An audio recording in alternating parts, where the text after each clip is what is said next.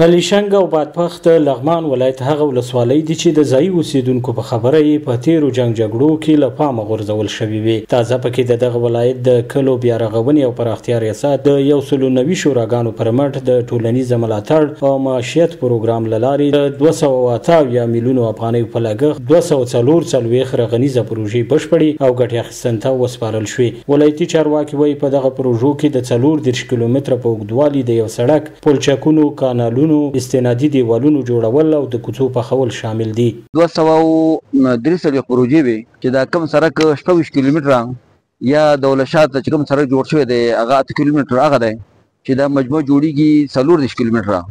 داسې ځای ته هم دا سړک تېر کړی چې هلته بېدروي نشو تللی. مسؤلین وایي دغه پروژو په پایله کې به د سیمې د اوسیدونکو هغه ګڼې ستونزې راکمې شي کومې چې پخوا دوی ورسره لاس او ګریوان وو. دوی زیاتوي په دغه پروژو کې هغه 32 کیلومتره سړک هم شامل دی چې د علیشنګ ولسوالۍ څو غرنیزه سیمې سره نښلوي.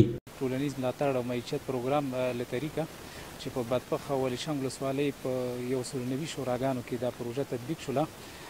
د نن تقریبا 14 میاشتې مخکې د عملاً کار شروع شوی او اوس الحمدلله د بیلابیلو ساختماني پروژو په تطبیق سره چې په هغې کې ډېر زیات د سړک او د آبیارۍ په سکتورونو کې پروژې وي هغه تطبیق شولې. په همدې حال کې د علیشنګ او بادپخ ولسوالیو قومي مشران د دغه پروژو بشپړېدو ته خوښي ښایي او د دوی په سیمه کې د لا زیاتو رغنیزو پروژو د پلي کېدا غوښتنه کوي. بعضې کلي سره بیخي سړک یې نه لرل دا وصل سوي دي، بعضې ځایونه سختې نکتې وې دغه ځایونه یې موږ ته جوړ کړي دي، پاخه سوي اوس کور د خدای فضل دا سړک دا موټر تللی سي.